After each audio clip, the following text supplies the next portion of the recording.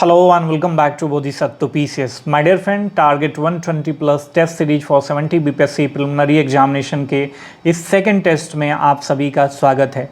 इस particular test में हम कवर करेंगे एनसीईआरटी ज्योग्राफी 8वीं और 9वीं कक्षा की। ये सारे एमसीक्यू बीपीएससी के करंट ट्रेंड्स पे बेस्ड होते हैं या उससे भी बढ़ के होते हैं, जिससे कि आपके प्रिपरेशन का जायजा होलिस्टिक लेवल पे लिया जा सके कि आपका प्रिपरेशन जो है कितना इन डेप्थ है और साइकोलॉजिकल गेम को आप कितना अंडरस्टैंड करते हो माय डियर फ्रेंड। तो आप इसे शुरू से लेकर लास्ट तक जरूर देखना if you are serious aspirant for 70 BPSC preliminary examination. और यदि प्रीवियस वाला एपिसोड आपने मिस किया है तो वीडियो के डिस्क्रिप्शन बॉक्स में उसका लिंक दिया गया है, उस पर क्लिक करके उसे आप जरूर फॉलो कर लेना माय डियर फ्रेंड। चलिए शुरू करते हैं एक एक करके। यदि चैनल पे नए हैं तो चैनल को सब्सक्राइब करके बेल का आइकन जरूर दबा देना ताकि कोई भी लेटेस्ट नोटिफिकेशन आप तक आसानी से पहुंच सके। और हमारा प्रयास आपको अच्छा लगता है तो कमेंट बॉक्स में ज़रूर कमेंट करना माय डियर फ्रेंड। ठीक है, पहला आज का एमसीक्यू है, निम्न में से कौन सा कथन संसाधनों के बारे में गलत है? रिसोर्सेज के बारे में गलत है। जो गेम होता है ना, जो प्री जुडाइसेज होते हो, आप प्री माइंडसेट के साथ जाते हो कि एमसीक्यू में कौन सा निम्न में से कौन सा सही है।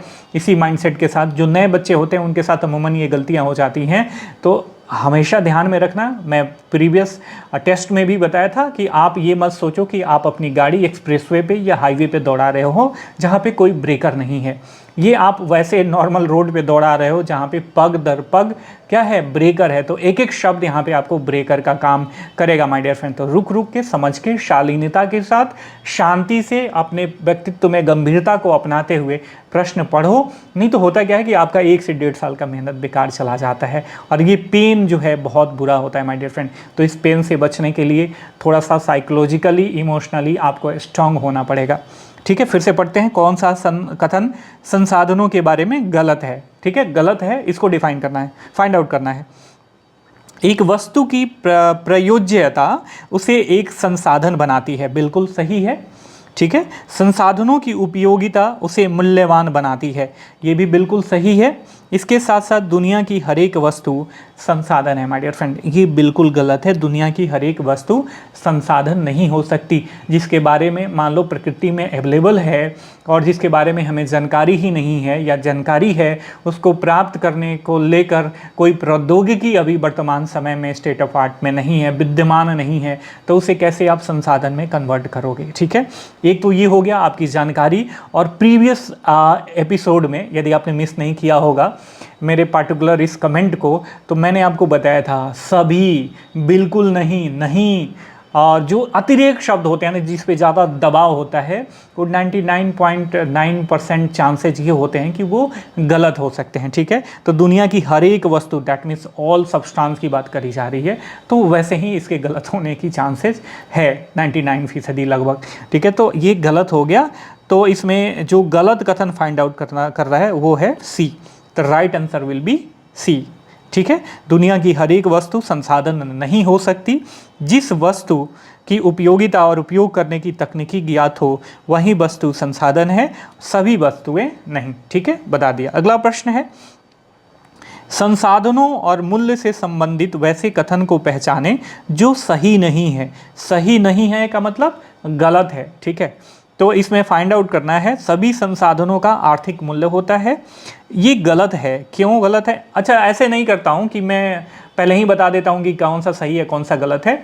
मैं ये करता हूँ कि पहले स्टेटमेंट पढ़ लेता हूँ जो भी हमारा दिया गया है ऑप्शन, ताकि आप भी सोच सको अपने लेवल पे। ठीक है, तो सभी संसाधनों का आर्थिक मूल्य होता है। दूसरा है कुछ संसाधन समय के साथ आर्थिक रूप से मूल्यवान हो सकते हैं। ठीक है, तो इसमें से गलत कथन को पहचानना है। तो हमारा, आप सोच लो, हमारा पहला जो स्टेटमेंट है वो बिल्कुल गलत है। सभी संसाधनों का आर्थिक मूल्य नहीं होता है।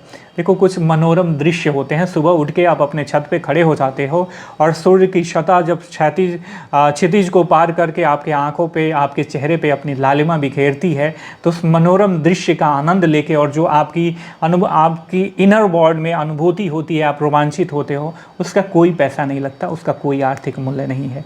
ठीक है माय डियर फ्रेंड। तो दुनिया की हर एक वस्तु, और आपको पता होना चाहिए मनोरंजन भी एक तरीके का जो मनोरम दृश्य है वो भी संसाधन है माय डियर फ्रेंड, तो उसका कोई पैसा वैसा नहीं लगता। तो सभी संसाधनों का आर्थिक मूल्य नहीं हो सकता। ठीक है, तो केवल 2 इसमें से सही नहीं है, तो राइट आंसर विल बी 1। सही उत्तर क्या होगा आपका? ए होगा माय डियर फ्रेंड। सभी संसाधनों का आर्थिक मूल्य नहीं होता है, जिसमें कुछ संसाधन जिसका आर्थिक मूल्य होता है जैसे धातु, वैसे संसाधन जिसका आर्थिक मूल्य नहीं होता है जैसे मनोरम भूदृश्य वगैरह। ठीक है, काफ़ी इसमें ना अंडरस्टैंडिंग वाली चीज़ है, आपकी कॉमन सेंस की चीज़ है। देखो कई बार ये होता है कि बीपीएससी या कोई पार्टिकुलर आयोग इतना स्मार्ट हो गया है ना कि आपके कॉमन सेंस का, आपके पर्सनालिटी में आप प्रॉम्प्ट कितना हो इसका जजमेंट आपको करना होता है। सब चीज़ पढ़ने से ही नहीं आती है, कॉमन सेंस डेवलप करो आप अपने आप को, और लोगों के प्रति अच्छा सोचो। और सही एक बात और मैं बताना चाहूँगा, चाहे आप नए एस्पिरेंट हो या पुराने एस्पिरेंट हो, अपने आप को रिजल्ट से डिटैच कर दो। ठीक है, और वो श्रीमद् भगवत गीता का 7वां अध्याय अनाश्रितः कर्म फलम कार्यम कर्म करोति, या ये आप इसी फिलॉसफी पे आगे बढ़ो। ठीक है, कर्म के फल पे आश्रित ना हो के कर्म पे आश्रित हो, जो आपका जर्नी है उसको एंजॉय करो, एक एक क्षण को एंजॉय करो, जो पार्टिकुलर सब्जेक्ट पढ़ रहे हो उसको एंजॉय करो, तो वो आपकी पर्सनालिटी के डेवलपमेंट को ज़्यादा निखारेंगी, ज़्यादा मतलब डेवलपमेंट होगा, आपकी पर्सनालिटी का व्यक्तित्व निखरेगा, और साथ में आपकी सफलता भी सुनिश्चित हो जाती है। एक थोड़ा सा और मैं आपका समय लेना चाहूँगा, और काफ़ी इंपॉर्टेंट है इस बात को समझना। जैसे मान लो आप घर जाते हो, पटना से घर जाते हो अपने, तो कभी ट्रेन से बाहर देखते देखते पता नहीं चलता कि आपका अपना शहर कब आ गया, या बस से जाते हो तो बस के बाहर मनोरम दृश्यों को देखते हो, या वैसे खाली खेत देखते हो, या लहलहाते खेतों को देखते हो, मतलब जर्नी को जब इंजॉय करते हो तो आपको पता भी नहीं चलता कि आपका लक्ष्य जो है आपके कदमों तक कब पहुंच गया माय डियर फ्रेंड। तो इसीलिए जर्नी को इंजॉय करो और रिजल्ट से अपने आप को डिटैच करो। एक एक MCQ, एक एक वर्ड्स, एक एक सब्जेक्ट, जो कुछ भी whatever you are gathering for your examination, उस सबको इंजॉय करो माय डियर फ्रेंड। इंजॉयमेंट जरूरी है। ठीक है, अपने रिश्तों को एंजॉय करो, अपने क्षण को एंजॉय करो, ये काफ़ी महत्वपूर्ण है। ठीक है, तो ये हमारा हो गया। फिर आगे बढ़ते हैं तीसरे नंबर प्रश्न पे। निम्न में से कौन सतत पोषणीय विकास के सिद्धांत नहीं हो सकते?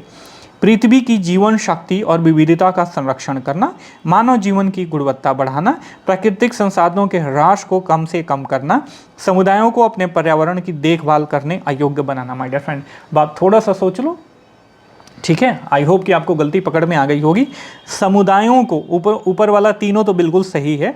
समुदायों को अपने पर्यावरण की देखभाल करने अयोग्य बनाना इसमें लिखा गया है, योग्य बनाना नहीं लिखा गया है, तो that will be the right answer. ये गलत स्टेटमेंट है, अयोग्य नहीं योग्य बनाना, तभी तो संसाधन का संरक्षण होगा और कोई भी व्यक्ति आगे बढ़ेगा तो इस सेंस के साथ बढ़ेगा कि जो भी हमारे पास संसाधन है उसका यूटिलाइजेशन हम अपने लिए तो कर ही रहे हैं, साथ में अपने संततियों के लिए करें और संसाधन का साथ में संरक्षण करते जाएं। ठीक है, अगला हमारा प्रश्न है, निम्न में से गलत कथन को पहचानें।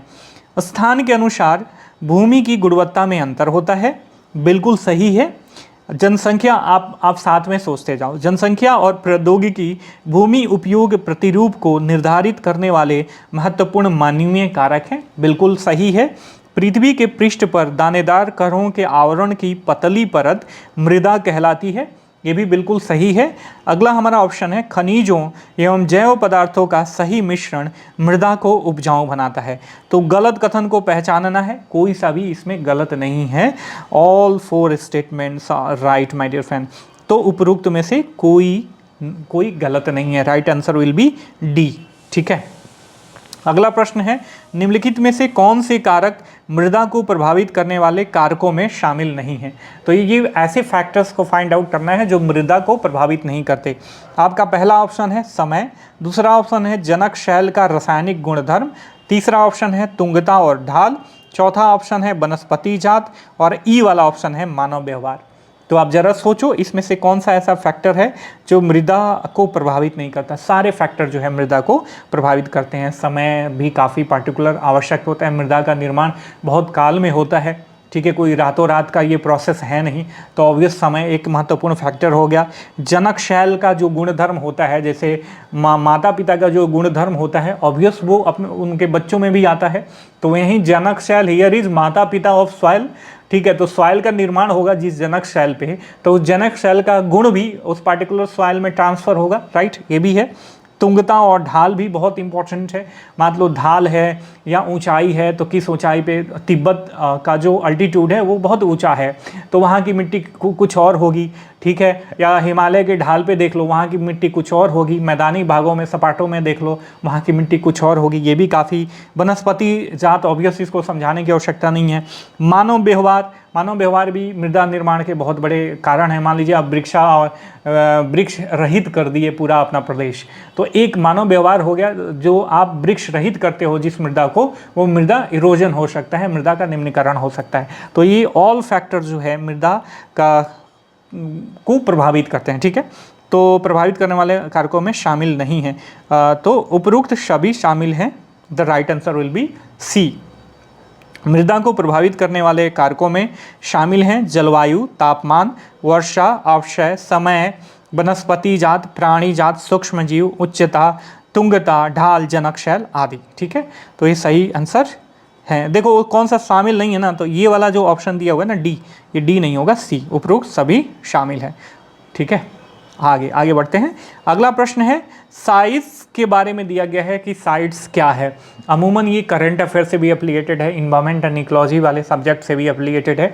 आप सब लोग जो करंट डेवलपमेंट या इन्वायरमेंट एंड इकोलॉजी को कवर करते होंगे, आजकल साइट्स काफ़ी ज़्यादा न्यूज़ में बना हुआ है, आप सबको पता होगा।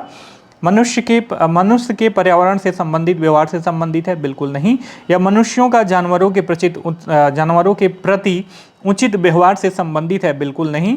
एक सूची से संबंधित है जिसमें शामिल सभी पक्षियों और प्राणियों का व्यापार जो है प्रतिबंध कर दिया जाता है। जो भी इंडेंजर्ड स्पीसीज वगैरह होते हैं ना, इसमें शामिल करे जाते हैं साइट्स के लिस्ट में, और उनका व्यापार, वैश्विक व्यापार या लोकल लेवल पे व्यापार जो है प्रतिबंधित होता है, दंडनीय अपराध होता है। My dear friend, the right answer will be C, ठीक है। CITES stand for convention on international trade in endangered species of wild fauna and flora, ठीक है।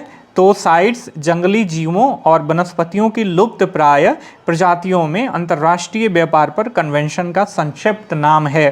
कभी कभी इसका फुल फॉर्म भी पूछता है माय डियर फ्रेंड, तो आप ध्यान में रखना इसको, ठीक है। और अभी तक बने हुए हो तो मेरे को मोटिवेट करने के लिए आपका एक लाइक, एक अपने फ्रेंड के साथ शेयर और एक अच्छे शब्दों से कमेंट करना, या आप सजेशन देना चाहते हो तो ये मुझे मोटिवेट करेगा कि मैं अगला एपिसोड भी लाऊं माय डियर फ्रेंड, ठीक है। तो आपके सहयोग की मुझे भी आवश्यकता पड़ती है, तो आप ज़रूर सहयोग करोगे, मुझे ये आशा है। And if you are new at my channel then subscribe the channel and hit the bell icon for the notification my dear friend, ठीक है। तो हमने देखा कि इसमें जंगली जीवों, वनस्पतियों, लुप्तप्राय प्रजातियों में अंतर्राष्ट्रीय व्यापार पर कन्वेंशन का ये संक्षिप्त नाम है, जिसमें वाशिंगटन कन्वेंशन के रूप में भी जिसे जाना जाता है। यह अंतर्राष्ट्रीय व्यापार के खतरों से लुप्तप्राय पौधों, जानवरों की रक्षा के लिए एक बहुपक्षीय संधि है। मतलब मल्टीलैटरल इंगेजमेंट है, ये एग्रीमेंट है। इसमें बहुत सारे लोग शामिल हैं, विश्व के जो भी प्रतिष्ठित देश हैं सब इसमें शामिल हैं। प्रकृति के संरक्षण के लिए अंतर्राष्ट्रीय संघ, जिसे IUCN बोला जाता है, के सदस्यों की बैठक में 1963 में अपनाए गए एक संकल्प के परिणाम स्वरूप इसका मसौदा तैयार किया गया। तो देखो अब ना BPSC थोड़ा बहुत इंक्लाइन होते जा रहा है। जैसे पिछले बार इकोनॉमी के ज़्यादा प्रश्न पूछे थे, पॉलिटी के ज़्यादा, ज्योग्राफी के ज़्यादा पूछे थे, तो इस बार भी डाइवर्सिटी जितनी बढ़ेगी ना, उतना ही अच्छे चांसेज भी रहते हैं एग्जामिनेशन को क्रैक करने को लेके, और उतना ही ज़्यादा कंपटीशन भी रहता है। तो इस बात को आप ध्यान में रखना। और इस बार प्रीलिम्स में कंपटीशन आपको जेन्युइन मिलेगा और बहुत ही मतलब A1 क्लास का मिलेगा। और देखो, मैं ये मत सोचना कि मैं आपको डरा रहा हूँ, आपको आगाह कर रहा हूँ। आप सब मेरे छोटे भाई बहन हो, तो मेरा मूल कर्तव्य है आपको केवल कंटेंट नहीं परोसना, आपको ये सब गेम भी समझाना, ठीक है। जो पुराने लोग हैं वो तो समझते हैं, या बहुत सारे पुराने लोग इसके तरफ ध्यान नहीं देते हैं, लेकिन ये ध्यान देने वाली बात है कि आपको जो है आगाह, मतलब अपने कंपटीटर्स के बारे में सोचना चाहिए। और ओवरऑल मैं बताऊं कि वो भी आपके कंपटीटर नहीं है, आपका कंपटीशन जो है आपकी खुद से है। टेस्ट सीरीज, जैसे हमारे यहाँ ये फुल लेंथ टेस्ट सीरीज चल रहा है, एक्सेस करना चाहते हो तो ये हमारा नंबर है 97 170 58 805, इस पर कॉल करके व्हाट्सएप करके हमसे जुड़ के आप एक्सेस कर सकते हो, या डायरेक्ट हमारे ऑफलाइन सेंटर विजिट कर सकते हो। अब मैं पटना में आ गया हूँ। जो मेरे ऑनलाइन सब्सक्राइबर हैं, आज 2 बहनें आई थी, वो बता रही थी कि भैया सर आप यहाँ पे आए हो, हमें पता ही नहीं था। ठीक है, तो जो लोग आप लोग नहीं जानते हो तो मैं बता दे रहा हूँ आपके फॉर नॉलेज कि हम पटना में आ चुके हैं। भिकना पहाड़ी, नया टोला भिकना पहाड़ी, रिमझिम होटल के बगल में हमारा सेंटर है, और ईमेल है bodhisattwapcs@gmail.com। आप इस पर भी मेल करके जानकारी ले सकते हो माय डियर फ्रेंड। ठीक है, या हमारे ऑफलाइन सेंटर पे भी विजिट कर सकते हो। अगला प्रश्न है, निम्न में से कौन अर्थव्यवस्था के प्राथमिक क्रियाओं में शामिल नहीं है? कृषि बिल्कुल शामिल है, संग्रहण शामिल है, डबल रोटी पकाना ये शामिल नहीं है माय डियर फ्रेंड। डबल रोटी सेकेंडरी प्रोसेस हो गया। प्राइमरी प्रोड्यूस क्या है आपका? आपका क्या है? गेहूं है, और गेहूं को प्रोसेस किया जाता है। मान लीजिए जो भी प्राइमरी सब्सटेंस होते हैं, सब्सटेंस नहीं कह सकते हैं उसको, प्राइमरी प्रोड्यूस होते हैं जो हमारे फार्मर लोग, हम लोग उगाते हैं, उसको यदि प्रोसेसिंग में आप डाल दो तो वो इंडस्ट्रियल सेक्टर में चला जाता है, और इंडस्ट्रियल सेक्टर जो है प्राइमरी क्षेत्र में नहीं आता है। नीचे कमेंट करके बताओ किस क्षेत्र में आता है। ठीक है, डबल रोटी पकाना, कपड़ा बुनना, मछली पालन। तो कपड़ा बुनना और डबल रोटी पकाना ये दोनों जो है प्राथमिक क्रियाओं में शामिल नहीं है। So right answer will be 3 और 4, option number D my dear friend. आगे चलते हैं। इस कृषि में स्थानांतरित कृषि और चलवासी पशुचारण शामिल हैं। उपरोक्त कथन किस कृषि को संदर्भित है? आपके ऑप्शन है वाणिज्यिक कृषि, गहन निर्वाह कृषि, आदिम निर्वाह कृषि, वाणिज्यिक निर्वाह कृषि। The right answer will B आदिम निर्वाह कृषि। ठीक है, 7वां का सी। वाणिज्यिक कृषि आपको पता होना चाहिए, इसमें फसल उत्पादन एवं पशुपालन बाजार में विक्रय हेतु किया जाता है। जैसे इसमें विस्तृत कृषि क्षेत्र और अधिक पूंजी का उपयोग किया जाता है। जैसे हम बहुत मात्रा में किसान लोग गेहूं उपजाते हैं, तंबाकू की खेती करते हैं, मान लीजिए सलजम की खेती कर रहे हैं या टमाटर की खेती कर रहे हैं, और डायरेक्ट उनको मार्केटिंग करनी है, फूड प्रोसेसिंग या कैचअप की इंडस्ट्री में भेजना है, तो वो एक तरीके से क्या हो गया, वो वाणिज्यिक कृषि हो गया। बड़े लेवल पे बड़े इन्वेस्टमेंट के साथ बड़े मशीनरी का उपयोग करके ये सब किया जाता है। इसके साथ गहन निर्वाह कृषि का मतलब इसमें होता है कि छोटे भूखंडों पर साधारण औजारों द्वारा अधिक श्रम से, श्रम गहनता इसमें अधिक होती है, खेती की जाती है, इसमें परिश्रम की गहनता शामिल है। तो गहन निर्वाह कृषि और आदिम निर्वाह कृषि में यहाँ पे थोड़ा सा आपको समझना चाहिए कि आप यहाँ पे कंफ्यूज हो सकते हो। तो क्रिस्टल एंड क्लियर ये कॉन्सेप्ट आप अपने दिमाग में रखना। अगला प्रश्न है, मिश्रित कृषि की सही पहचान है? तो देखो यहाँ पे भी आपको कन्फ्यूजन हो सकता है। आप सोच लो, आपके ऑप्शंस, इस पार्टिकुलर प्रश्न के ऑप्शंस आपके सामने हैं। तो मिश्रित कृषि का मतलब ये होता है कि आप साथ में खेती भी कर रहे हो और साथ में पशुपालन भी कर रहे हो, दोनों साथ साथ काऊ बॉय वाला कॉन्सेप्ट आप में चल रहा है, फार्मर वाला काऊ बॉय वाला। ठीक है, तो ये कॉन्सेप्ट जो है इसे मिश्रित कृषि बोलते हैं। ठीक है, मिक्स कृषि बोलते हैं इसको, मिक्स एग्रीकल्चर बोलते हैं। तो ध्यान में रखना, ये हमारा प्रीलिम्स का जो टेस्ट होता है उसमें मैंने पूछ दिया था कि मिश्रित अर्थव्यवस्था, और वहाँ पे मैंने साइकोलॉजिकल गेम खेला था, साथ में पशुपालन और साथ में कृषि, ये फर्स्ट ऑप्शन में डाल दिया था। तो एक बहन ने, एक लड़की ने क्या करा था, फर्स्ट ऑप्शन मार दिया था, जबकि काफ़ी मैच्योर हैं वो, और उनका गलत हो गया। कि यही साइकोलॉजिकल गेम है ना, आपको जर्नी कराई जाती है। कभी कभी होता है कि सही आंसर को डी तक ले जाया जाता है, क्योंकि बच्चे क्या करते हैं, पढ़ते हैं, A option, B option, C option और डी ऑप्शन तक आते आते वो थक जाते हैं। तो यही साइकोलॉजिकल गेम है, एक एक शब्द में गेम है माय डियर फ्रेंड। इस गेम को समझोगे ना, लोग नहीं कहते हैं कि अरे भैया ये फलाना नब्जवे पकड़ ले भाई, कर सारा एग्जाम में निकल जाला। तो यही गेम है माय डियर फ्रेंड, यही नब्ज है, नब्ज पकड़ो। ठीक है, नब्ज पकड़ोगे तो कोई भी प्रश्न आपके लिए आसान हो जाएगा। ठीक है, जनसंख्या वितरण को प्रभावित करने वाले कारकों में शामिल नहीं है। जलवायु कारक बिल्कुल है। आप मान लो कि कोई भी ह्यूमन अधिवास वहीं पे व्यवस्थित होगा ना, वहीं पे उपजेगा जहाँ पे जलवायु जो भी अनुकूलता है मानव अधिवास के लिए अनुकूल हो। ठीक है, आप कभी चाहोगे कि जाके हिमालय की चोटी पे बसना? बिल्कुल नहीं चाहोगे, क्योंकि ना वहाँ पे घर बना सकते हो, ना खेती कर सकते हो, ना वहाँ आपके लिए क्या है ऑक्सीजन की पर्याप्त उपलब्धता होगी। तो ये जलवायु कारक है कि नहीं है? तो ये जलवायु कारक काफ़ी इंपॉर्टेंट होते हैं ह्यूमन अधिवास के लिए। फिर खनिज आपके डेली की आवश्यकताओं को पूरा करने के लिए काफ़ी इंपॉर्टेंट है, ये भी प्रभावित करता है। सामाजिक सोशल फैक्टर, सांस्कृतिक फैक्टर, ये सारी चीज़ें जनसंख्या के उसको प्रभावित करती है। अब मान लीजिए सामाजिक फैक्टर की बात करें, अब समाज में अशांति हो, जैसे 90 के दशक में बिहार में काफ़ी ज़्यादा ब्रेन ड्रेन हुआ। आप उत्तर प्रदेश में जाओ, जो भी टॉप नॉचेज के अधिकारी हैं ना, प्रशासनिक अधिकारी, जिस उत्तर प्रदेश को अभी second fastest growing economy of India बना दिए, ठीक है।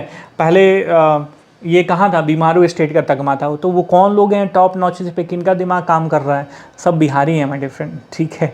तो ब्रेन ड्रेन हुआ है, किस वजह से, सामाजिक कारक के वजह से। सामाजिक कारण क्या था उस समय, लॉलेसनेस की स्थिति थी, ठीक है, गन प्रॉब्लम थी सोसाइटी में, तो लोग जो थे वो माइग्रेट कर गए बिहार से कि ना भैया यहाँ तो हमारा बच्चा सबका भविष्य नहीं बनेगा, हमारा जान ही सुरक्षित नहीं रहेगा। पता चले कि हम किसी बिजनेस व्यापार से 50,000 रुपये महीने कमा रहे हैं और 1 लाख की लेवी लेवा जा रही है मेरे ऊपर बदमाशों के द्वारा, तो कोई रहेगा, तो कोई भी शांति चाहता है। तो एक सामाजिक एक सोशल फैक्टर हो जाता है। मानव अधिवास वहीं पर ज़्यादा होगा जहाँ सामाजिक शांति, सामाजिक समानता ज़्यादा से ज़्यादा मतलब वहाँ पे व्याप्त होगी माय डियर फ्रेंड, समरसता व्याप्त होगी ओवरऑल की बात करें, ठीक है। उसके बाद सांस्कृतिक कारक भी बहुत इंपॉर्टेंट है। मान लीजिए संस्कृति का इन्फ्लुएंस बहुत ज़्यादा, जैसे गया की बात करें हमारे यहाँ, वैसे जगहों की बात करें जहाँ पे संस्कृति का बोलबाला हो, सांस्कृतिक केंद्र हो, धार्मिक केंद्र हो, तो वहाँ पे ह्यूमन अधिवास वैसे ही डेवलप होते जाएंगे। अभी हाल फिलहाल का एग्जांपल है आपका अयोध्या पहले कहाँ था, और जैसे ही श्री राम जी का मंदिर का शिलान्यास हुआ और मंदिर बन के पूर्ण हुआ, वहाँ पे प्रतिष्ठा हुई, उनकी प्राण प्रतिष्ठा हुई, तब आपने देखा, आपने न्यूज़पेपर में पढ़ा होगा, देखा होगा टीवी चैनलों पे कि बड़ी बड़ी कंपनियाँ वहाँ पे आके हॉस्पिटल खोल रही हैं, कोई मतलब हर एक तरीके के अर्थव्यवस्था के हर एक सेक्टर में लोग काम कर रहे हैं, मतलब होटल खोल रहे हैं, कोई कुछ कर रहा है, कोई कुछ कर रहा है, कोई गाड़ियाँ चला रहा है, मतलब सब कुछ कर रहा है, ठीक है। इसको ज़्यादा एलोबरेट करने की आवश्यकता नहीं है, सब कुछ कर रहा है। तो क्यों, ये सांस्कृतिक एक बहुत बड़ा ये फैक्ट है कि जहाँ पे सांस्कृतिक और धार्मिक केंद्रीकरण होता है, वहाँ पे मानव अधिवास भी उससे प्रभावित होते हैं। तो सारे ये जो कारक है ना, सब इसमें शामिल है। तो सही आंसर होगा उपरोक्त में से सभी शामिल हैं माय डियर फ्रेंड। अगला प्रश्न देखो, इसको एलोबरेट कर लेते हैं, यहाँ पे एक्सप्लेनेशन दिया गया है। जनसंख्या वितरण को प्रभावित करने वाले कारकों में शामिल हैं स्थलाकृति, जलवायु, मृदा, जल, खनिज, सांस्कृतिक कारक, आर्थिक कारक और सामाजिक कारक माय डियर फ्रेंड, ठीक है। अच्छा लग रहा है तो बिल्कुल आप अभी तक बने हुए हो, तो I am quite sure that you are quite dedicated for 70 BPSC preliminary examination, और ये आपका अच्छा प्रयास है। आप डेडिकेटेड हो 70वीं बीपीएससी के लिए, सीरियस हो। तो यदि नए हैं तो प्लीज़ प्लीज़ प्लीज़ मेरे चैनल को जरूर सब्सक्राइब करना, वीडियो को लाइक करना और अपने अन्य फ्रेंड्स के साथ भी शेयर करना। अगला प्रश्न है, जनसंख्या का पिरामिड संबंधित विशेषताओं में शामिल नहीं है। जनसंख्या के पिरामिड की जो भी विशेषताएं हैं, इसमें से कौन सा शामिल नहीं है, इसकी बात करते हैं। जनसंख्या संगठन हमारी यह जानने में सहायता करता है कि कितने पुरुष हैं और कितनी स्त्रियां हैं। ये बिल्कुल सही है। यह बतलाता है कि आय का स्तर और स्वास्थ्य दशाएं कैसी हैं। ये भी बिल्कुल सही है। यह आश्रित जनसंख्या के बारे में बताता है, तो ये भी सही है। उपरोक्त में से कोई नहीं, विशेषताओं में शामिल नहीं है, तो ये तीनों शामिल हैं, तो उपरोक्त सभी होगा यहाँ पे, ठीक है। उपरोक्त में से सभी, उपरोक्त सभी जो है इसमें शामिल है माय डियर फ्रेंड, ठीक है। तो right answer will be A, B और सी। डी अगर रहता उपरोक्त में से सभी तो सही उत्तर होता, ठीक है। इस बात को ध्यान में रखना। और इसी कॉन्सेप्ट के आधार पर बनाया गया ये जनसंख्या संगठन हमारी यह जानने में सहायता करता है कि कितने पुरुष हैं, कितनी स्त्रियां हैं, जनसंख्या किस आयु वर्ग के हैं, कितने शिक्षित हैं, किस प्रकार के व्यवसाय में लगे हैं, आय का स्तर और स्वास्थ्य दशाएं कैसी हैं, आश्रित जनसंख्या भी यह बताता है। अगला प्रश्न है, निम्न में से कौन सा कथन गलत है। बने रहिएगा, कौन से वे में बने रहिएगा, जागृत अवस्था में बने रहिएगा, लेट के एमसीक्यू मत देखिएगा, ठीक है। कॉन्शियस अवस्था में टेबल चेयर पे लगा के बैठिए या पालती मार के बैठिए, लेकिन एकदम कॉन्शियस रहिए, जागृत अवस्था में देखिए। महान हिमालय की वलय की प्रकृति असम्मित है, बिल्कुल सही है। एनसीईआरटी का पूरा एक सीधा स्टेटमेंट है, उठा के यहाँ पे रखा गया है। निम्न हिमालय श्रृंखलाओं का निर्माण मुख्यतः अत्यधिक संपीड़ित और परिवर्तित शैलों से हुआ है, ये भी बिल्कुल सही है। शिवालिक मुख्यतः मुख्य हिमालय की श्रृंखलाओं से नदियों द्वारा लाई गई असंपीड़ित अवसादों से बनी है, ये भी सही है।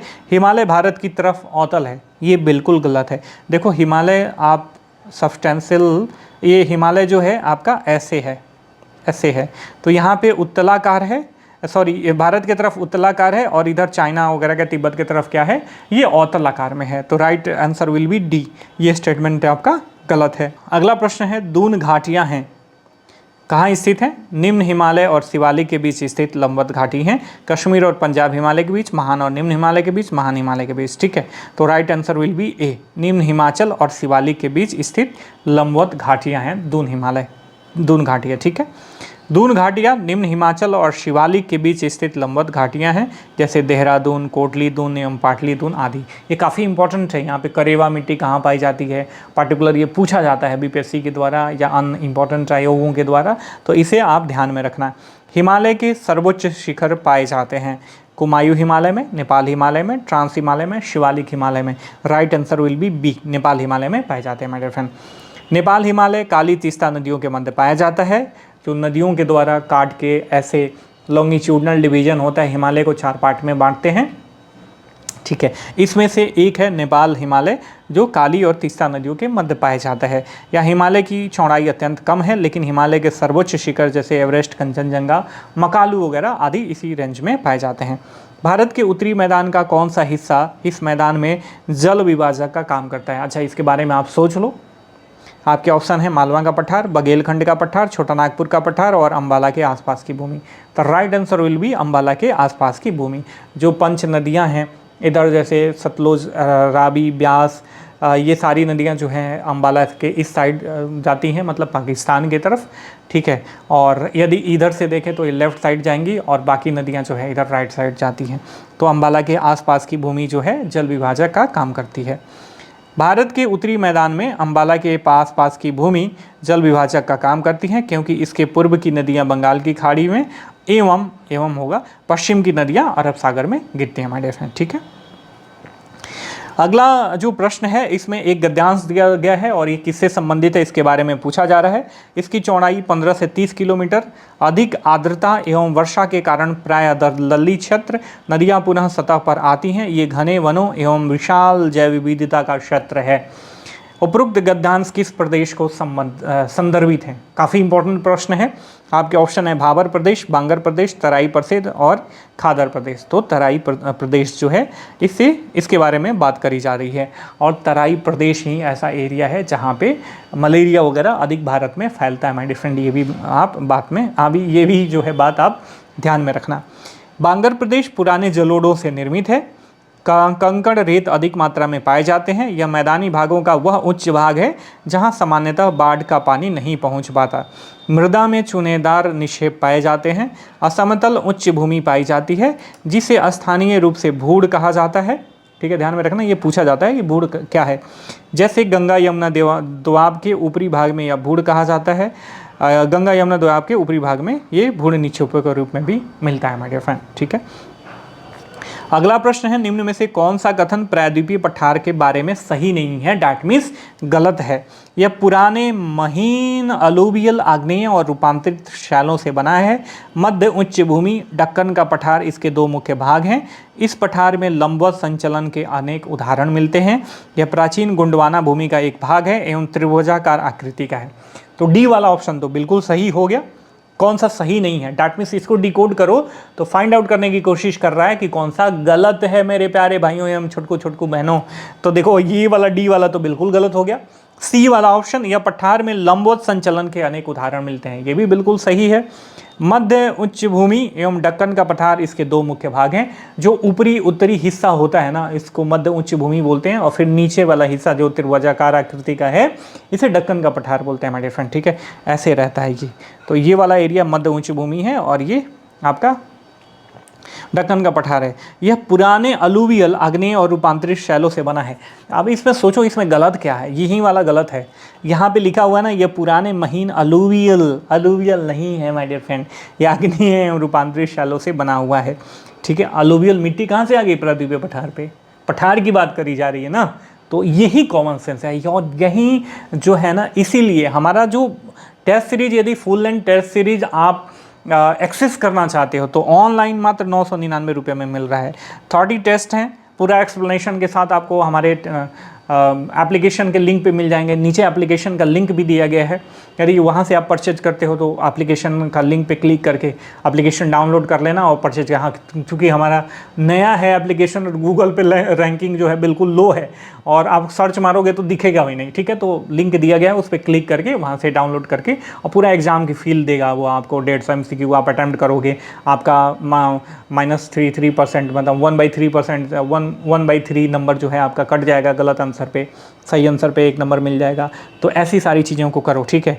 और या कर सकते हो, या ऑफलाइन यदि जुड़ना चाहते हो, पूरा एक्सप्लेनेशन डिस्कशन के साथ आपको प्रोवाइड करा जाता है एक्सप्लेनेशन पेपर भी। तो ये हमारा नंबर है 97 170 58 805।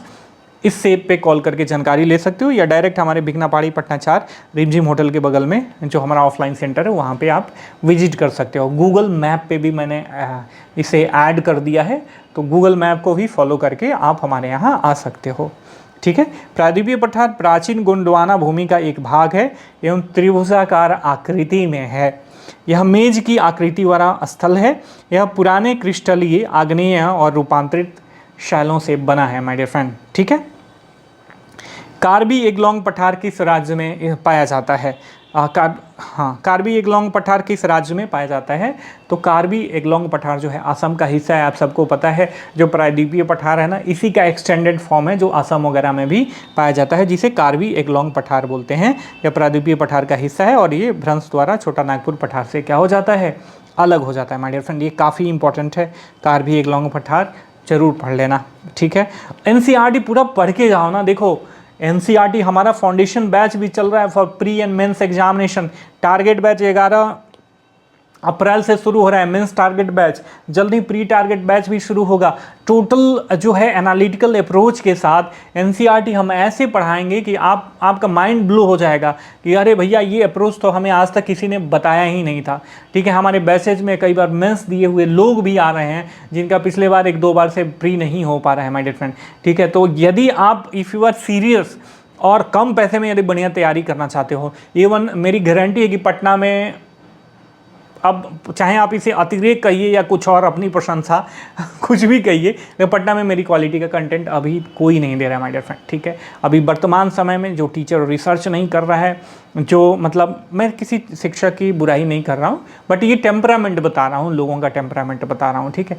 तो आप जो है एक बार ज़रूर आप हमारा एप्लीकेशन डाउनलोड कीजिए, और जो टेस्ट वाला वो चल रहा है ना, जो कोर्स है उस पर क्लिक करोगे तो एक टेस्ट मैंने फ्री में दिया है, उसी टेस्ट के आधार पे सारे टेस्टेड हैं, सारे टेस्ट अवेलेबल हैं आपको, ठीक है। टेस्टेड हैं, सारे टेस्ट अवेलेबल हैं, तो उसे आप जज कर सकते हो देख के, ठीक है। पूर्वी घाट की विशेषताओं में शामिल नहीं है, ये अनियमित है। इसके दक्षिण पश्चिम में सेवराय और जावेदी पहाड़ियाँ हैं, और यह पश्चिम घाट की अपेक्षा जो है नीची है। तो ये वाला तो गलत है, ये बिल्कुल गलत है, ये सी वाला ऑप्शन जो है गलत है। नहीं, पूर्वी घाट ये सही है, ये पश्चिमी घाट की अपेक्षा नीची होती है पूर्वी घाट, माफ़ कीजिएगा। इसके दक्षिण पश्चिम में सेवराव और जावेदी की पहाड़ियाँ हैं, यहाँ पे देखोगे तो सेवराव और जावेदी की पहाड़ियाँ हैं, और ये अनियमित है। कई सारी नदियाँ, कृष्णा, कावेरी, गोदावरी, ये सब इसको क्या करती हैं? काटती हैं, तो ये अनियमित स्ट्रक्चर इसका बन जाता है। तो इसमें से कौन शामिल नहीं है? उपरोक्त सभी शामिल हैं। Right answer will be D. पर्वतीय वर्षा किस घाट की प्रमुख विशेषता है? तो पर्वतीय वर्षा पश्चिमी घाट की प्रमुख विशेषता है। होता क्या है, जब साउथ वेस्ट मानसून आता है ना, तो ये पूर्व पर्वतीय इलाका है, और यहाँ से जब टकराता है तो पर्वतों के द्वारा इसको अपलिफ्ट किया जाता है, इस आर्द्र आयु को, और ऊपर जाता है तो ये संघनित हो गए, वर्षा खूब वर्षा करता है। तो पश्चिमी घाट जो है, the right answer will be B. Thar मरुस्थलों की विशेषताओं में शामिल नहीं है। यह बालू के टिब्बों से ढका एक तरंगित मैदान है, बिल्कुल सही है। यह अशुष्क जलवायु क्षेत्र है जहाँ पे वनस्पति का अभाव है। अब यहाँ पे देखो शुष्क के आगे अ लगा हुआ है, दैट मीन्स ये पूरा स्टेटमेंट ही गलत है। वहाँ पे शुष्कता होती है, आर्द्रता होती ही नहीं है, बारिश कम होता है और जल्दी से क्या हो जाता है? इवोपरेट हो जाता है, वाष्पीकरण हो जाता है, तो वैसे ही आर्द्रता कम रहेगी, ठीक है। बरकान यहाँ की एक महत्वपूर्ण स्थलाकृति है, बालू का ऐसे अर्धचंद्राकार वाला स्ट्रक्चर होता है। लूनी नदी यहाँ की सबसे बड़ी नदी है। ये बिल्कुल सही है, तो right answer will be B, अशुष्क नहीं शुष्क जलवायु क्षेत्र है मेरे प्यारे मित्रों। ठीक है, आगे बढ़ते हैं। अगला प्रश्न है, बने रहिएगा थोड़ा सा तेज दिमाग के साथ और कॉन्शियस वे में बने रहिएगा, ठीक है, ऐसे नहीं लोतड़ू होकर बैठे हुए हैं। अगला प्रश्न है आपका, निम्न में से कौन मिनिकॉय और मालदीव को अलग करता है? तो राइट आंसर विल बी आपका बी, 8 डिग्री चैनल। ठीक है, 9 डिग्री चैनल लक्षद्वीप और मिनिकॉय को अलग करता है, और अंद्रोथ द्वीप जो है लक्षद्वीप का सबसे बड़ा द्वीप है माय डियर फ्रेंड। भारत का एकमात्र सक्रिय ज्वालामुखी कहाँ स्थित है? बैरन द्वीप पे स्थित है। काफ़ी बेसिक प्रश्न है।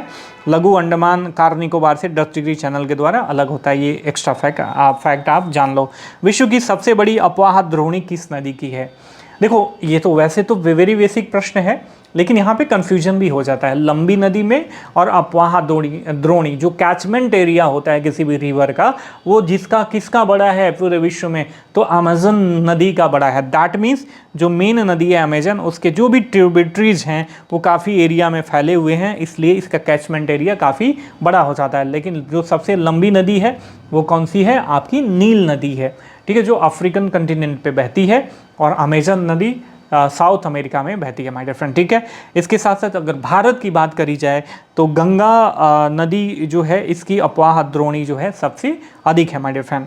अगला प्रश्न है, हिमालय की नदियों की विशेषताओं के बारे में शामिल नहीं है। जो भी विशेषताएं हिमालय नदियों के बारे में दी गई हैं इसमें से शामिल नहीं है कौन कौन सी? इन नदियों द्वारा पर्वतों को काटकर गार्जों का निर्माण किया जाता है। बिल्कुल सही है। ठीक है, जैसे सिंधु नदी गार्ज बनाती है, ब्रह्मपुत्र नदी गार्ज बनाती है, ये दोनों हिमालय को काट के बहती हैं। ये पश्चिम मार्ग में ऊपरी भागों में तीव्र अपने मार्ग के ऊपरी भागों में तीव्र अपरदन करती हैं। बिल्कुल करती हैं, क्योंकि ये युवा अवस्था में ढलानों से काफ़ी गुजरती हैं, तेज़ी से इनका पानी फ्लो होता है, और अपने मतलब जो इनका सतह तल होता है यहाँ पर भी अब घर्षण करती हैं। इनके साथ जो भी छोटे छोटे पार्टिकल्स होते हैं, पत्थर होते हैं, खूब अपघर्षण करते हैं, और साथ में अगल बगल में भी ये खूब अपरदन करती हैं पानी के द्वारा। ठीक है, यह पश्चिमी घाट के नदी घाटियों के समान अपूर्ण विकसित डेल्टा का निर्माण करते हैं। ये पूर्णतः गलत है। जो हिमालय नदियां हैं ये पूर्ण विकसित डेल्टा का निर्माण करती हैं, न कि अपूर्ण विकसित डेल्टा का निर्माण करती हैं। ठीक है, जैसे हमारा जो है सुंदरवन का डेल्टा जो है इसका एक सबसे प्रज्वलंत उदाहरण है माय डियर फ्रेंड। ठीक है, ज्वलंत उदाहरण, प्रज्वलंत नहीं। अपने मध्य भागों में ये नदियाँ विसर्ग का भी निर्माण करती हैं। जब ये बल खाने लगती हैं, बल खाती हुई चलती हैं ऐसे ऐसे। ठीक है, युवा अवस्था में तो खूब धमाक चौकड़ी मचाती हैं, लेकिन इनके कमर का जो ताकत होता है ये प्रौढ़ावस्था में आते आते ये कम हो जाता है, तो ये बल खा के चलती हैं धीरे धीरे धीरे, और यहीं पे गोकुर झील वगैरह का निर्माण होता है माय डियर फ्रेंड। ठीक है, पश्चिमी घाट की नदियाँ पूर्ण विकसित डेल्टा का निर्माण नहीं करती, जबकि हिमालय की नदियाँ पूर्ण विकसित डेल्टा का निर्माण करती हैं। अगला प्रश्न है, निम्न में से कौन सी गंगा की सहायक नदी शुष्क क्षेत्र से निकलती है? सोन, राइट आंसर विल बी सोन। सोन नदी भारत के मध्य भाग के बहने वाली एक नदी है, और ये सोनभद्र शिला से निकलती है। इसे सोनभद्र शिला के नाम से भी जाना जाता है। यमुना के बाद यह गंगा नदी की दक्षिणी उपनदियों में सबसे बड़ी है। ठीक है, ध्यान में रखना, यह मध्य प्रदेश के अनूपपुर जिले में अमरकंटक के पास से उत्पन्न होती है, जो विंध्याचल पहाड़ियों में नर्मदा नदी के स्रोत स्थल के पूर्व में स्थित है। यह उत्तर प्रदेश झारखंड राज्यों से गुजरकर बिहार के पटना जिले में गंगा के साथ जो है इसका विलय हो जाता है, गंगा में इसका विलय हो जाता है। तो कहाँ से निकलती है? अमरकंटक से, मध्य प्रदेश के अनूपपुर डिस्ट्रिक्ट से। इसे अमरकंटक शिला भी बोला जाता है। गंगा की बाएं तरफ से मिलने वाली नदियों का पश्चिम से पूर्व की तरफ सही क्रम है। काफ़ी इंपॉर्टेंट प्रश्न है, बार बार पूछा जाता है डिफरेंट आयोग के द्वारा। यूपीपीसीएस की बात करें, यूपीएससी की बात करें, बीपीएससी की बात करें, या अन्य किसी पार्टिकुलर स्टेट पीसीएस एग्जामिनेशन की बात करें, तो ये प्रश्न पूछा जाता है, तो इसे आप ध्यान में रखना। रामगंगा, गोमती, घाघरा, गंडक, कोसी। तो रामगंगा, गोमती, घाघरा, गंडक और Kosi, right answer will be C. ठीक है, आगे बढ़ते हैं। प्रायद्वीपीय भारत में मुख्य जल विभाजक कौन है? तो पश्चिमी घाट जो है प्रायद्वीपीय भारत में मुख्य जल विभाजक का काम करता है। इसके इधर बहने वाली नदियाँ छोटकू नदियाँ होती हैं जो अरब सागर में गिरती हैं, जबकि इधर बहने वाली नदियाँ जो है बंगाल की खाड़ी में गिरती है माय डियर फ्रेंड। प्रायद्वीपीय भारत में मुख्य जल विभाजक का निर्माण पश्चिम घाट के द्वारा होता है, जैसे महानदी गोदावरी, कृष्णा, कावेरी पूर्व की ओर बहती हैं। हमारा अगला प्रश्न है, तापी द्रोणी में शामिल राज्य हैं मध्य प्रदेश, गुजरात और Maharashtra. Right answer will be A. दक्षिण गंगा किसे कहा जाता है? गोदावरी को कहा जाता है। वेरी बेसिक प्रश्न है। अगला प्रश्न है, किसी भी क्षेत्र की जलवायु को नियंत्रित करने वाले कारकों में शामिल नहीं है। देखिए समुद्र से जो दूरी जो है बिल्कुल प्रभावित करती है। समुद्र के पास जो है सम जलवायु देखने को मिलती है, और जैसे जैसे महाद्वीपीय इलाकों में जाते हो मतलब विषम जलवायु देखने को आपको मिलेगी। डैट मीन्स यहाँ पे समुद्रों के पास जो है ज़्यादा टेम्परेचर डिफरेंस नहीं देखने को मिलेगा। लेकिन जब आप महाद्वीपीय इलाकों में जाओ, अंदर महाद्वीपीय की तरफ जाओ, तो यहाँ पर टेम्परेचर डिफरेंस ज़्यादा देखने को मिलता है। महासागरीय धाराएं भी जलवायु को नियंत्रण करने में काफ़ी ज़्यादा फैक्टर का काम करती हैं। जहाँ से यदि कोई गर्म जलधारा किसी स्टेट से होकर गुजरती है तो वहाँ पे गर्मी पैदा होता है, ठंडी जलधारा निकलती है तो वहाँ पे ठंडी पैदा होता है। मतलब स्टेट मतलब किसी भी देश के किनारों से होकर गुजरती है। तो ठीक है, इसके साथ उच्चावच लक्षण भी प्रभावित करते हैं जलवायु को।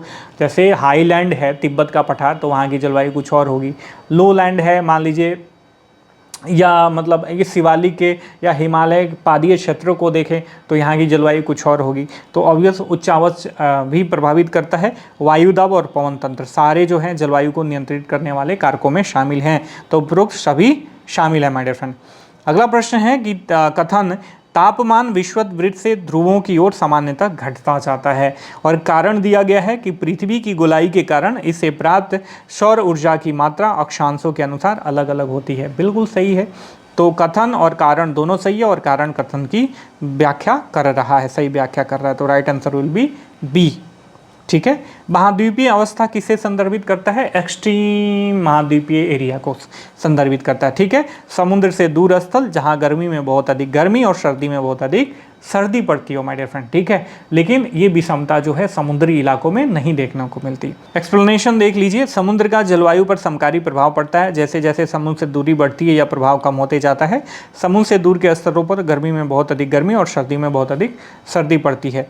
अगला प्रश्न है कि देश के किस राज्य में पूर्व मानसून वर्षा को आम्र वर्षा बोलते हैं? तो आपका जो सही ऑप्शन होगा, आपने पढ़ रखा होगा, बार बार पढ़ रखा होगा, तमिलनाडु और केरल। अगला प्रश्न है निम्न में से कौन सा कथन सही नहीं है? गंगा की घाटी में पूर्व से पश्चिम की ओर वर्षा की मात्रा घटती जाती है। बिल्कुल सही है। देखो ये गंगा घाटी होती है ना, तो ये जो मानसून का साउथ वेस्ट मानसून का बंगाल की खाड़ी वाली शाखा है, जब इसमें प्रवेश करती है तो यहाँ पे जो हवा है उसकी आर्द्रता अधिक होगी, और जैसे जैसे इधर जाती है आर्द्रता कम होती जाती है तो वर्षा की मात्रा भी घटती जाती है। तो बिल्कुल सही है। मानसून गर्त का अक्ष जब हिमालय की तरफ चला जाता है तो वर्षा में विराम की अवस्था उत्पन्न हो जाती है। ठीक है, तो ये मानसून विराम की भी स्थिति इसे बोलते हैं। मानसून की वापसी में आसमान साफ और तापमान में वृद्धि हो जाती है। ये भी बिल्कुल सही है। तो कौन सा कथन सही नहीं है? उपरोक्त में से कोई कथन सही नहीं है। तीनों को तीनों क्या है? सही है। सही नहीं है का मतलब गलत है। ठीक है, पहले इसे डिकोड कर लेना, नहीं तो आप कंफ्यूज हो जाओगे। अगला प्रश्न है निम्न में से कौन सा प्राकृतिक वनस्पति नहीं है? कृषिगत फसलें, फल, बागान और जंगल में उगा पेड़। तो राइट आंसर विल बी 4, जंगल में उगा एक पेड़। काफ़ी इंपॉर्टेंट है, बहुत बच्चे कंफ्यूज हो सकते हैं, क्योंकि ये सारी चीज़ें ना ये खुद मानव के द्वारा इनका मतलब इनको उगाया जाता है। तो ये प्राकृतिक नहीं है। प्राकृतिक वनस्पतियाँ वे हैं जो खुद से ही पैदा होती हैं, प्रकृति के द्वारा संचालित होती हैं, इसमें मानवीय हस्तक्षेप नहीं होता है। तो राइट आंसर विल बी जंगल में उगा एक पेड़, आपके ऑप्शन नंबर डी। ठीक है, कृषिगत फसलें, फल, बागान में ये वनस्पति का भाग तो है, परंतु प्राकृतिक वनस्पति नहीं है। घास, झाड़ियाँ, पौधे जो बिना मनुष्य की सहायता से उपजते हैं उन्हें प्राकृतिक वनस्पति कहा जाता है। माय डियर फ्रेंड, भारत में किस प्रकार के वन की प्रधानता है? तो भारत में उष्णकटिबंधीय पर्णपाती वन सबसे अधिक पाए जाते हैं। तो right answer will be C. ठीक है, उष्णकटिबंधीय पर्णपाती वन भारत में सबसे बड़े क्षेत्र में फैले हुए वन हैं। इन्हें मानसूनी वन भी कहते हैं। ये 70 सेंटीमीटर से 200 सेंटीमीटर तक वर्षा वाले क्षेत्रों में पाए जाते हैं मेरे प्यारे मित्रों। अगला प्रश्न है 37 नंबर। बने रहिएगा। कौन सा अवस्था में अभी तक सब्सक्राइब नहीं किया तो चैनल को जरूर सब्सक्राइब कर लेना मेरे छोटे भाइयों एवं बहनों। तो ये कह रहा है, जो ये प्रश्न ये कह रहा है कि ये वैसे क्षेत्रों में उगती हैं जहाँ 70 सेंटीमीटर से कम वर्षा होती है। इनका क्षेत्र गुजरात, राजस्थान, छत्तीसगढ़, मध्य प्रदेश और हरियाणा के अर्ध शुष्क क्षेत्र हैं, और वाष्पीकरण कम करने के लिए इनकी अपनी पत्तियाँ छोटकू हो जाती हैं ताकि इवोपरेशन कम हो माय डियर फ्रेंड। ठीक है, तो ये क्या है? कंटीले वन और झाड़ियों की बात करी जा रही है। ठीक है, तो right answer will be C. Tundra प्रदेशों की वनस्पति के भाग हैं। बौनी झाड़ियाँ बिल्कुल हैं, दलदली पौधे बिल्कुल हैं, घास बिल्कुल है, लाइकेन बिल्कुल है। तो right answer will be D, 38 का डी। सामाजिक अध्ययन का आधारित तत्व है। आपका ऑप्शन है समाज, राज्य, विश्व और जनसंख्या। चलो आप सोच लो, ठीक है, और मतलब ईमानदारी से बिना मतलब मेरे सहयोग के इसका उत्तर आप कमेंट बॉक्स में कर देना, मैं अभी मेरे उत्तर बताने से पहले, ठीक है। कमेंट अपने सोच के अनुसार कमेंट बॉक्स में कमेंट जरूर करना। तो सामाजिक अध्ययन का जो आधारित तत्व है ना, वो जनसंख्या है माय डियर फ्रेंड, वो लोग होते हैं ना कि समाज होता है। समाज सेकेंडरी फैक्टर है, लोगों से ही समाज का निर्माण होता है। तो कोई भी जब आप कोई भी सोशल स्टडीज करते हो ना, तो उसका मेन रेफरेंस पॉइंट क्या होता है, समाज होता है। देखो संसाधन का कब महत्व है, जब समाज नहीं, आदमियों के लिए, ठीक है, लोगों के लिए संसाधन का महत्व है, जनसंख्या के लिए संसाधन का महत्व है। यदि जनसंख्या ही ना रहे और जो भी प्राकृतिक घटनाएं होती हैं इनका महत्व किस लिए है, क्योंकि आदमी है, ठीक है। आदमी ना रहे तो भूकंप का कोई मतलब नहीं है, ठीक है, वो प्राकृतिक फेनोमेना है, होते रहता है। इसलिए भूकंप आपको विनाशकारी कहा जाता है, क्यों, क्योंकि आदमी है, आदमी के ऊपर उसका विनाश पड़ता है, ठीक है। इस मान लीजिए कहीं पे सोना है, जब मुंह में आपका सोना निकल गया, तो सोना का महत्व किस लिए है, क्योंकि आदमी है। तो जो भी सोशल स्टडीज़ करते हो ना, सोशल स्टडीज़ का जो भी आयाम है वो ह्यूमन को रेफरेंस मान के किया जाता है। तो right answer will be D, ठीक है। पूरा पढ़ लो। देखो यदि हमारे टारगेट बैच से जुड़ना चाहते हो तो नीचे कमेंट करके ज़रूर बताओ कि कौन कौन लोग चाहते हैं कि 17वीं बीपीएससी के लिए मिनिमम चार्जेस के साथ ऑफलाइन बैच या ऑनलाइन बैच जो है प्री टारगेट के लिए, मतलब 17वीं बीपीएससी प्री के लिए टारगेट बैच शुरू किया जाए। नीचे कमेंट करके ज़रूर बताना। अगला प्रश्न है, ग्रामीण क्षेत्रों के लिए गरीबी और बेरोजगारी प्रवास के डैश कारक हैं, ठीक है। गरीबी और बेरोजगारी जो है ये क्या करता है, लोगों को पुश करता है, भगाता है कि भागो यहाँ से, यहाँ पे ना तुम अच्छा खाना पीना मिलेगा और ना तुम्हें रोजगार मिलेगा। जब रोजगार ही नहीं मिलेगा तो ऑब्वियस आप अर्निंग नहीं करोगे, अर्निंग नहीं करोगे तो आप कमाओगे नहीं। तो ये अभिकर्षक कारक है, डिस्ट्रैक्शन के कारक हैं, रिपल्सन के कारक हैं, रिपल्सिव कारक हैं, ठीक है। तो ये अभिकर्षक कारक है माय डियर फ्रेंड, ठीक है। अगला प्रश्न है, देश में पहली बार संपूर्ण जनगणना कब कराई गई थी। बिल्कुल ही आपको जो है कंफ्यूज नहीं होना है, 72 में कराई गई थी, लेकिन संपूर्ण जनगणना जो है 1881 में ही हुई थी माय डियर फ्रेंड, पूरे भारत की। अगला प्रश्न है, जब समाज में दो पक्ष एक दूसरे से चीज़ें खरीदने और बेचने पर सहमति रखते हों तो इस स्थिति को कहा जाता है। अच्छा, ये हमारे टेस्ट से डायरेक्ट उठा के रखे गए प्रश्न हैं, ध्यान में रखना। तो ये इकोनॉमी के भी प्रश्न आ गए हैं, तो देखो इसको पढ़ो, काफ़ी इंपॉर्टेंट प्रश्न है, पूछा जा सकता है बीपीएससी के द्वारा। जब समाज के दो पक्ष एक दूसरे से चीज़ें खरीदने और बेचने पर सहमति रखते हों तो इस स्थिति को कहा जाता है आवश्यकताओं का दोहरा संयोग। मतलब ठेठ भाषा में कहेंगे ये ना बार्टर सिस्टम की बात कर रहा है। तो मान लीजिए आप गेहूं के बदले जूता खरीदना चाहते हो तो यहाँ पे दोहरा संयोग होगा कि नहीं होगा, तभी तो आप जूता खरीद पाओगे। माफ कीजिएगा, एक मोची है तो ये मोची जूता तभी बेचेगा उस मोची को यदि आपके अनाज की आवश्यकता होगी, ठीक है, या आप उस मोची को अपना अनाज जरूर मतलब तभी दे पाओगे जब क्या होगी, आप वो अनाज लेने के लायक हो और आप वो जूता उससे ले सको, ठीक है। तो दोनों के लिए ये दोहरा संयोग होना जो है काफ़ी मतलब आवश्यक है। तो आवश्यकताओं का दोहरा संयोग जो है इसका राइट आंसर होगा सी, 42 का सी। तो ये थे इस पार्टिकुलर टेस्ट के 42 प्रश्न। आई होप कि हमारा प्रयास अच्छा लगा होगा और जो भी चीज़ें मैं कन्वे कर रहा हूँ आपको आसानी से समझ में आ रहा होगा। हमारा प्रयास अच्छा लग रहा होगा तो ज़रूर लाइक करना, कमेंट करना, चैनल को सब्सक्राइब करके बेल का बटन होता है उसे दबा के ऑल नोटिफिकेशन ऑन कर देना और नीचे कमेंट करके ज़रूर बताओ कि थर्ड एपिसोड आपको जल्द से जल्द चाहिए। परसों मैं अपलोड कर दूंगा, आज थोड़ा सा लेट हो गया तो मैं इसके लिए क्षमा प्रार्थी हूँ। लेट नाइट में मैं वीडियो रिकॉर्ड कर रहा हूँ तो लेट नाइट मैं नहीं अपलोड करूँगा, मॉर्निंग में अपलोड कर रहा हूँ माय डियर फ्रेंड, ठीक है। जय हिंद, जय भारत।